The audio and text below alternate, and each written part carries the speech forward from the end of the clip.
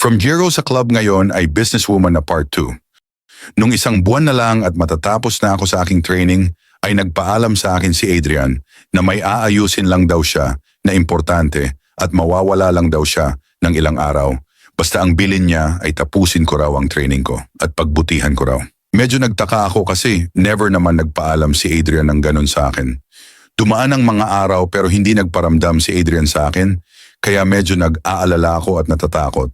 Nag-aalala ako kasi baka may nangyari sa kanyang masama at natatakot ako kasi baka katulad din siya ng ibang lalaki na papaasahin lang din ako. Dumaan ang mga linggo ay wala pa rin akong balita kay Adrian hanggang sa natapos ko na lang ang training ko ay ni Anino, ni Adrian ay hindi ko nakita. Kaya nag-decide ako na bumalik sa club kung saan nangako si Adrian na iaalis ako.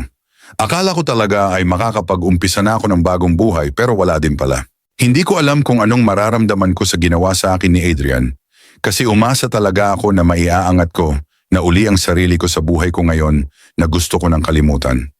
Gabi-gabi ay nag-aabang ako sa pinto ng club at umaasa na siya na ang papasok at kakausapin ako para makapagpaliwanag kung anong nangyari at kung bakit hindi siya nagparamdam.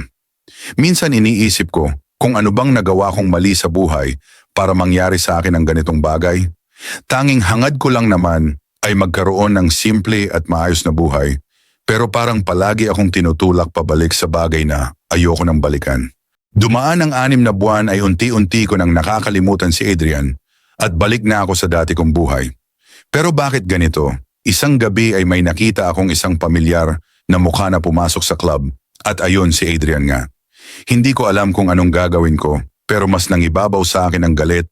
Akala ko pag nakita ko siya ay kaya kong makinig sa magiging paliwanag niya, hindi ko pala kaya. Comment ng next kung gusto mo ng part 3.